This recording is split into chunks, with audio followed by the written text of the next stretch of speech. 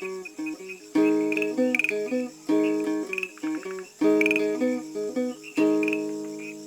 Taïwan International, les joies de l'éco-construction. Bonjour à toutes et à tous, bienvenue dans ce nouvel épisode des joies de l'éco-construction. Aujourd'hui, je vous emmène sur le terrain à Taichung pour suivre la construction d'une maison en terre. Une maison en terre à Taichung ? Taichung, cette ville tentaculaire de la côte ouest de Taïwan ? Oui, c'est assez rare, une maison en terre en pleine ville. À l'origine de ce projet, l'association de promotion de l'éducation à l'agriculture urbaine de Taichung. Tout a commencé en 2016, quand des parents d'élèves du quartier Donghai trouvaient que leurs enfants n'étaient pas assez en lien avec la nature. Ils se sont rassemblés pour louer un petit lopin de terre et y faire un potager. De fil en aiguille, ils ont créé une association et se sont rapprochés de personnes qui pratiquent la permaculture pour les aider à développer ce jardin. Le résultat, c'est une oasis de verdure en ville. Un lieu où les parents peuvent sensibiliser leurs enfants à la nature, leur apprendre à planter des légumes, et c'est aussi un lieu qui accueille des cours de permaculture pour les adultes. Quand on entre dans cette petite oasis par un petit chemin derrière un restaurant, on n'en croit presque pas ses yeux. À quelques pas d'une zone très urbanisée, il y a de grands arbres, des légumes, des fleurs, des poules, des écureuils et même des chèvres. Il y a aussi un auvent en bambou, un four et une cuisinière en terre, des toilettes sèches, des oiseaux qui chantent et des moustiques qui piquent pour nous rappeler qu'on est sur Terre et pas au paradis. Depuis mars dernier, il y a aussi un chantier, celui de cette maisonnette en terre. Le design est le fruit de discussions entre les membres de l'association et Ayao, dont je vous ai déjà souvent parlé dans cette émission. Vous vous en souvenez peut-être, il a supervisé la construction de la petite maison en terre en forme de baleine au centre de promotion de l'environnement à Taidong, juste à côté d'un énorme incinérateur, un sacré contraste. Ayao a connu Mulan, l'ancienne directrice de cette association, à Taichung, quand il est venu donner un coup de main pour construire l'auvent en bambou en 2018. Puis 2 ans plus tard, un jour où Mulan voyageait sur la côte Est, elle est allée voir la construction en terre de Ayao à Taidong.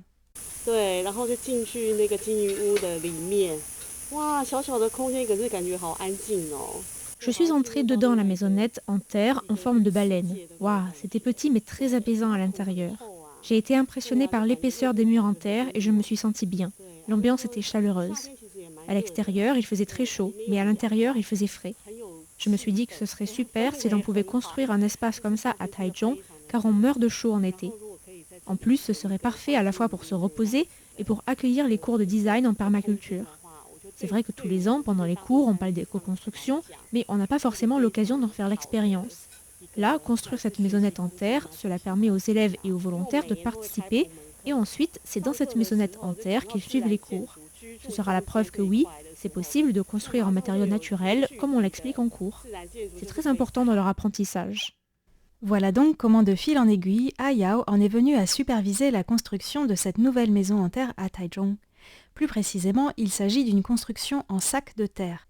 Normalement, pour cette technique qu'on appelle en anglais earth bag, on met de la terre dans un sac très long qu'on enroule un peu comme un escargot pour en faire des murs. C'est une technique qu'Ayao a apprise en Thaïlande il y a quelques années. À Taïwan, il est difficile, voire impossible, de trouver des sacs aussi longs, donc au lieu d'en commander depuis l'étranger, Ayao a préféré une solution locale. Il a récupéré des sacs de farine utilisés, dont une usine de nouilles près de Taichung ne voulait plus. Ça arrangeait d'ailleurs l'usine de trouver preneur. Ensuite, on remplit ces sacs de terre mélangée à du sable, puis on les place les uns à côté des autres pour former des murs. En l'occurrence, le bâtiment aura une forme arrondie. Mais commençons par le début. D'abord, il a fallu creuser des fondations, c'est-à-dire une tranchée sous le mur qui a été remplie de cailloux. Les 3 premières couches de sacs sont aussi remplies de cailloux et pas de terre, car sinon, en cas de pluie, l'humidité remonterait dans les murs par le sol. Les autres couches de sacs, il y en aura 18 au total, sont remplies de terre mélangée à du sable. La terre provient d'un lieu très proche, c'est quelqu'un qui creusait une mare et qui voulait se débarrasser de la terre. La terre excavée des fondations est également utilisée dans les sacs. Les sacs remplis de terre sont posés les uns à côté des autres, mais pour que le bout des sacs ne soit pas protubérant, ce qui créerait des bosses dans le mur, il a d'abord fallu coudre le rebord de chaque sac. Et une fois la terre dedans, sur le mur, il faut aussi coudre le sac pour le fermer avec du fil de fer. Pour que les sacs restent bien fixés les uns sur les autres, Entre chaque couche de sac, il y a du fil barbelé. Une fois qu'on a fait une couche de sac, quelqu'un doit monter sur le mur pour tasser les sacs avec un pilon, un peu comme pour les murs en pisé. En tout cas, les murs construits de cette manière sont vraiment très solides. Au fur et à mesure qu'on monte dans la construction du mur, on bouche les petits trous entre les sacs avec de la terre, puis on enduit de chaux le bas du mur afin que les sacs ne s'abîment pas. Pour la porte et les fenêtres, Ayao a construit des cadres en bois qui seront retirés plus tard quand la construction sera plus avancée. Ce bois, ce sont des chutes d'un menuisier qui travaille à proximité. Le sol sera en terre. Quant au toit, il sera soutenu par du bambou encastré dans les murs en laissant de l'espace pour faire circuler l'air. Ce sera un toit en inox afin de récupérer l'eau de pluie car Taichung est de plus en plus touché par la sécheresse en été. Vu du ciel d'ailleurs, le toit aura la forme d'une goutte d'eau. C'est pourquoi cette construction a été baptisée la maisonnette goutte d'eau. Pour les finitions, les sacs de terre seront enduits 3 fois à la chaux et c'est de la chaux fabriquée à base de coquillages à Zhanghua, pas loin de Taichung. C'est certes 3 fois plus cher que la chaux importée, mais c'est beaucoup plus écologique. Comme l'a dit Mulan, ce lieu servira de salle de classe pour les cours de permaculture, de salle où les enfants pourront faire leurs devoirs ou d'endroits où se reposer ou se protéger de la pluie. Cela permettra de montrer une facette supplémentaire de ce que la terre peut nous apporter. Elle nous nourrit grâce au potager et au four en terre, mais elle peut aussi nous abriter. J'ai hâte que la construction soit terminée pour voir le résultat, mais l'éco-construction enseigne la patience du début à la fin, comme le souligne Ayao. Rien que les discussions autour du design ont duré presque 1 an. Maintenant, quand j'y repense avec du recul, je me rends compte à quel point c'était important d'avoir pris autant de temps pour la réflexion. Tous ces allers-retours entre Mulan et nous ont abouti à faire évoluer les plans. Nous en sommes déjà à la 3e version du projet. Notre premier plan s'est amélioré au fil des discussions avec les bénévoles. Chacun a pu donner son avis, faire part de ses préoccupations. Le groupe a pu clarifier tous les besoins auxquels cette construction devait répondre. De mon côté, j'ai aussi eu le temps de réfléchir à quelle était la meilleure manière de répondre à ces besoins. J'ai évalué ce qui était faisable ou pas, la difficulté de telle ou telle technique, etc. Je me dis, finalement, 1 an de discussion, ce n'était pas de trop. Je repense à ce que m'a dit l'architecte Lin Ya-in. Parfois, elle dialogue 2 à 3 ans avec les personnes à l'origine du projet avant de commencer à construire. Je comprends mieux pourquoi maintenant.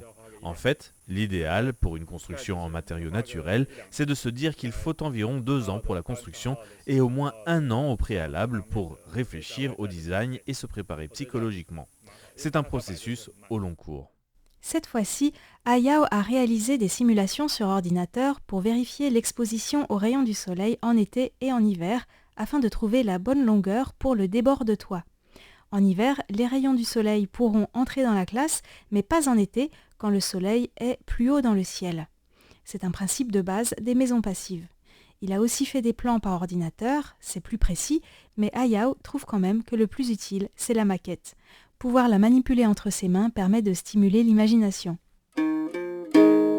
J'ai demandé à Ayao en quoi cette construction est différente de celle de Taidong et ce qu'il pense de cette nouvelle expérience.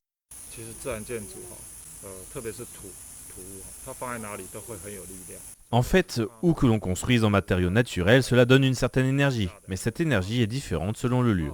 À Taidong, la maison en terre en forme de baleine se trouve juste à côté d'un énorme incinérateur.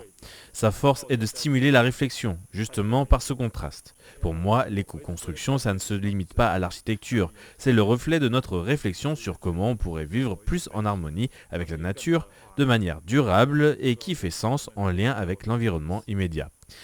Ici, à Taichung, ce site est aussi intéressant. Si l'on regarde d'en haut, on se rend compte qu'on est entre une zone montagneuse et le détroit de Taïwan.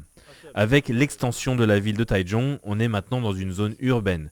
Et c'est précieux qu'il y ait une maison en terre ici. Juste à côté de cette civilisation qui n'est pas durable, ici, la pratique de la permaculture permet de montrer qu'une autre attitude vis-à-vis de la nature est possible, qu'il existe une autre manière de vivre dans toutes ses dimensions en ce qui concerne l'énergie, l'alimentation, l'écologie, l'agriculture, la construction. C'est peut-être ça le rôle de cette maisonnette en terre. C'est assez inattendu de tomber sur une construction en terre dans la ville de Taichung. Et cela amènera les gens à réfléchir, je l'espère. Chez nous, à Taidong, la forêt, il y en a partout, mais ici c'est très rare. Cet endroit est très précieux, on est à quelques mètres d'un grand boulevard et pourtant, on se croirait en pleine nature. J'adore venir ici, on se sent bien. Les grandes villes taïwanaises ont vraiment besoin d'endroits comme cela. Je vois d'ailleurs que les volontaires viennent ici 1 à 2 heures par jour, ça leur permet de se ressourcer. Ce sont les endroits comme ça qui permettent d'améliorer la qualité de vie en ville. C'est sur cette belle conclusion de Hayao que cette émission se termine. La prochaine fois, je partagerai avec vous les témoignages de volontaires qui ont participé à ce chantier. En attendant, je vous souhaite une bonne continuation à l'écoute de RTI et n'hésitez pas à aller voir sur le site de la radio, sur la page de mon émission, les photos de ce lieu magnifique à Taichung.